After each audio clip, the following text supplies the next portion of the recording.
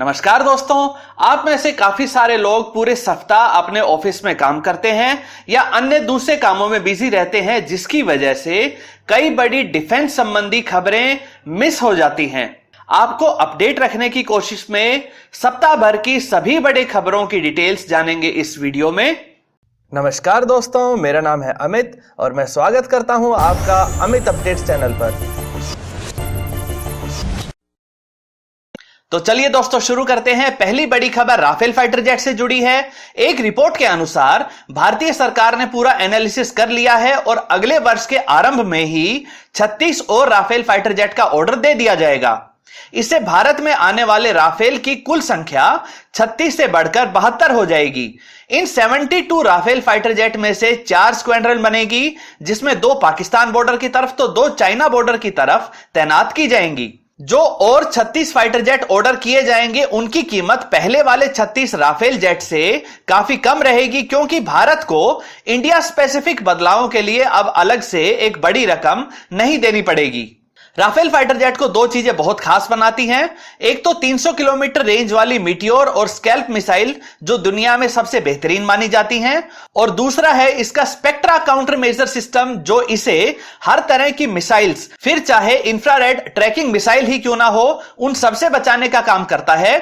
भारत को हाल ही में पहला राफेल मिल जाएगा, लेकिन पहली खेप जिसमें 4 राफेल होंगे वो अगले वर्ष अप्रैल तक ही आ पाएंगे। दूसरी बड़ी खबर हमारी स्वदेशी air to air missile Astra के बारे में है। इंडियन एयरफोर्स ने अस्त्रा मिसाइल के हर तरह के यूजर ट्रायल्स पूरे कर लिए हैं। पिछले 3 दिनों में ही 5 बार अलग अलग तरह के हालातों को देखते हुए अस्त्रा मिसाइल को सुखोई 30 MKI से लॉन्च किया गया और हर बार इस मिसाइल ने पूरी सफलता के साथ अपने टारगेट को डिस्ट्रॉय कर दिया। अस्त्रा मिसाइल की रेंज 110 किलोमीटर तक है। साथ ही Defence Research and Development Organisation यानी कि DRDO ने कंफर्म किया है कि अस्त्रा MK2, जिसकी रेंज 150 किलोमीटर है और इसमें dual pulse solid rocket motor system लगाया गया है, इसको भी जल्दी ही यूजर टेस्टिंग के लिए उपलब्ध करवाया जाएगा। साथ ही अस्त्रा 2 नाम से एक 300 किलोमीटर रेंज वाली solid fuel ducted ramjet engine वाले वेरिएंट पर भी तेजी से काम चल रहा है। अस्त्रा मिसाइल रशियन R-77 और फ्रेंच मेट्रा सुपर 530D जैसी मिसाइलों को रिप्लेस करके उनकी जगह पर सुखोई 30 MKI, MiG-29 और मिराज 2000 जैसे फाइटर जेट्स में लगाई जाएगी। तीसरी बड़ी खबर आई है S-400 की तरफ से। दुनिया के सबसे बेहतरीन एयर डिफेंस सिस्टम के रूप में फेमस S-400 को अब भारत में ही बनाया जाएगा।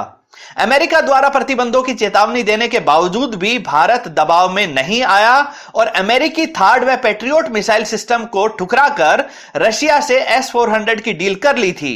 इसके लिए पेमेंट भी इंडियन रुपीस में ही की गई है और इसकी पहली यूनिट 2020 में ही भारत को मिल जाएगी। लेकिन अब इसकी डिलीवरी में और तेजी लाने के मकसद से S-400 को भारत में ही बनाने के ऊपर सहमति बन गई है और इसका खुलासा खुद रशियन अधिकारियों ने ही किया है। S-400 के भारत में ही बनाए जाने पर हमारे वैज्ञानिकों को 250 किलोमीटर रेंज वाले खुद के एयर डिफेंस सिस्टम को बनाने में भी काफी सहायता मिलेगी। S-400 से पहले भी भारत रशियन डिफेंस उपकरणों जैसे कि सुखोई 30 MKI, T-90 टैंक व ब्रह्मोस मिसाइल को भारत में ही बना रहा है। भारत ने तो ब्रह्मोस के एयर वेरिएंट को भी तैयार कर लिया है और इसे सुखोई 30 MKI में इंटीग्रेट भी कर लिया गया है। अगली बड़ी खबर पाकिस्तान की तरफ से है। पाकिस्तान को जल्दी ही चाइना से उनका पहला और इकलौता एयरक्राफ्ट कैरियर मिल सकता है। चाइना अपने जिस लियोनिंग एयरक्राफ्ट कैरियर को पाकिस्तान को बेच रहा है, उसे खुद चाइना ने भी पुराना ही खरीदा था। 1980 में बने इस एयरक्राफ्ट कैरियर के ढांचे को चाइना ने यूक्रेन से खरीदकर उसकी मरम्मत करके इसे इस्तेमाल करने लायक बनाया था। इसे 2016 में ही ऑपरेशनल किया गया था और इससे ज्यादा खुश नहीं होने के कारण इसे अब पाकिस्तान को बेचा जा रहा है। पाकिस्तान इसे खरीदकर भारतीय नेवी का मुकाबला करना चाहेगा। भारत के पास एक ऑपरेशनल एयरक्राफ्ट कैरियर है और दूसरे का काम लगभग पूरा होने वाला है। दूसरा एयरक्राफ्ट कैरियर, जिसे INS विक्रांत कहा जाता है, इसको 2021 तक तैयार करके इंडियन नेवी में शामिल कर लिया जाएगा। वहीं चाइना का प्लान है कि वह 2035 तक 6 नए न्यूक्लियर पावर्ड एयरक्राफ्ट कैरियर्स को बना ले। चाइना ने J-15 नाम से एयरक्राफ्ट कैरियर पर उड़ान भरने वाले फाइटर जेट को रशियन सुखोई 33 की कॉपी करके बनाया था और इसी कारण कोई भी देश चाइना को अच्छे aircraft carrier based fighter jet को बेचने को तैयार नहीं है। वहीं भारत को अमेरिका अपने F-18 सुपर हॉर्नेट व फ्रांस अपने राफेल के नेवल वेरिएंट को बेचना चाहते हैं। चाइना इससे पहले JF-17 थंडर को भी पाकिस्तान को बेच चुका है और दूसरे डिफेंस उपकरणों को भी लगातार पाकिस्तान को दे रहा है। पांचवी बड़ी खबर तेजस को लेकर है। इस सप्ताह तेजस के लिए 3 बड़ी खबरें आई हैं। पहली खबर रही तेजस के नेवल वेरिएंट के सफलतापूर्वक मात्र 200 मीटर के आर्टिफिशियल डेक से टेक ऑफ व 240 किलोमीटर प्रति घंटे की स्पीड पर मात्र 2 सेकंड में 100 मीटर के अंदर ही अरेस्टिंग केबल के माध्यम से लैंडिंग करना। इससे तेजस ने अपनी टेक्नोलॉजी को डेमोन्स्ट्रेट किया है और उसी टेक्नोलॉजी का इस्तेमाल एमका के नेवल वेरिएंट को बनाने में किया जाएगा। दूसरी खबर रही उत्तम रडार के तैयार हो जाने की। भारत ने तेजस फाइटर जेट में लगने लायक एडवांस्ड एएसए रडार को पूरा कर लिया है और इसे एक तेजस जेट में लगाकर इसकी टेस्टिंग की जा रही है। उत्तम एएसए रडार की परफॉर्मेंस को इजरायली एएसए रडार से बेहतर बताया जा रहा है, जो तेजस 1A के लिए चुना गया था।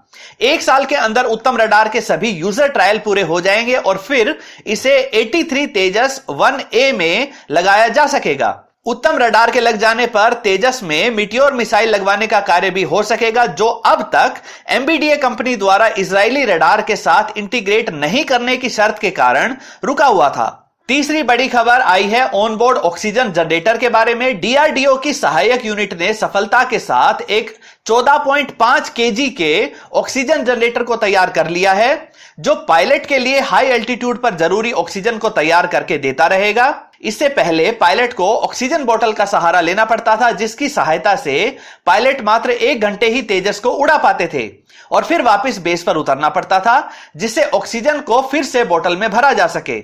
लेकिन अब ऑनबोर्ड ऑक्सीजन जनरेटर लग जाने के बाद तेजस काफी लंबे समय तक हवा में बना रह सकेगा। अगली बड़ी खबर भारत और रशिया के संयुक्त मिलिट्री एक्सरसाइज के बारे में है। भारत में इंदिरा 2019 नाम से एक मिलिट्री एक्सरसाइज हो रही है, जिसमें दोनों देश वास्तविक लड़ाई के समय इस्तेमाल की जाने वाली स्ट्रेटेजीज को प्रदर्शित करेंगे। रशिया से 40 से ज्यादा एयरक्राफ्ट इस एक्सरसाइज में हिस्सा लेने के लिए आएंगे, जिसमें सुखोई 35 और मिग 35 आदि फाइटर जेट शामिल हैं। भारत सिर्फ रशिया के साथ ही नहीं बल्कि अमेरिका और जापान के साथ भी चीन के नजदीक के समुद्री क्षेत्र में एक नेवल एक्सरसाइज में भाग लेगा।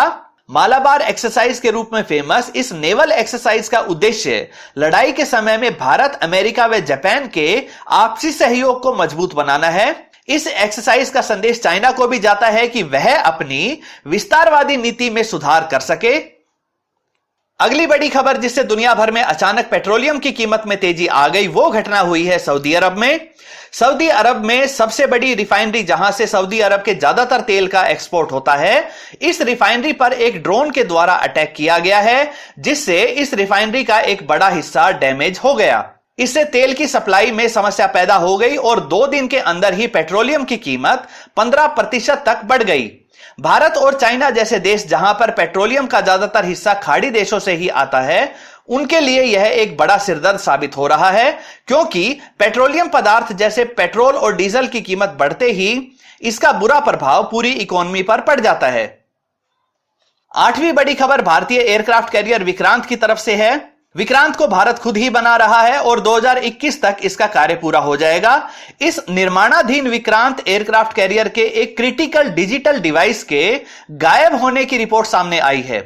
इस डिवाइस के साथ कई हार्ड डिस्क भी गायब हैं और इनमें विक्रांत एयरक्राफ्ट कैरियर के डिजाइन संबंधी डिटेल्स हैं। इसके फाइटर जेट की पोजीशनिंग, उनकी रिफ्यूलिंग, मिसाइल इंटीग्रेशन की भी डिटेल्स उसमें शामिल हैं। भारतीय नेवी के लिए इतने जरूरी एसेट में यह सब कैसे हुआ, इससे संबंधित जांच हो रही है और जो नुकसान हुआ है उसका सही आकलन किया जा रहा है। हालांकि अभी विक्रांत ऑपरेशनल नहीं हुआ है, फिर भी इस तरह क्रिटिकल डिजिटल डिवाइस के गायब होने से सुरक्षा एजेंसीज जरूर चौकन्नी हो गई हैं।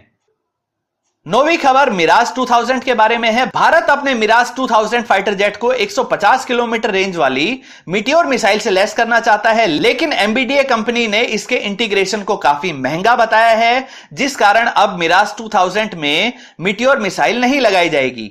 इसकी एक बड़ी वजह मीटियोर मिसाइल की पूरी रेंज का फायदा उठाने लायक रडार मिराज 2000 में ना होना बताया गया है। मीटियोर मिसाइल पर ही इतनी तवज्जो क्यों दी जा रही है, इसके पीछे का मुख्य कारण है 27 फरवरी को हुई डॉग फाइट, जिसमें पाकिस्तानी F-16 ने 4 से 5 M120 मिसाइल्स सुखोई 30 MKI पर लॉन्च कर दी थी, लेकिन भारतीय जेट लंबी रेंज वाली एयर टू एयर मिसाइल के ना होने के कारण पाकिस्तानी F-16 को निशाना नहीं बना सके थे।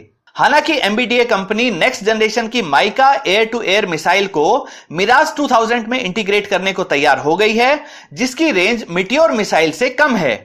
जब तक भारतीय Astra air to air missile के 150 किलोमीटर से ज्यादा के वेरिएंट विकसित नहीं हो जाते हैं, तब तक हमें ऐसे ही विदेशी कंपनियों पर एयर टू एयर मिसाइल के लिए निर्भर होना पड़ेगा। 10वीं और अंतिम खबर चाइना के द्वारा इंडियन ओशन में की जा रही घुसपैठ से संबंधित है।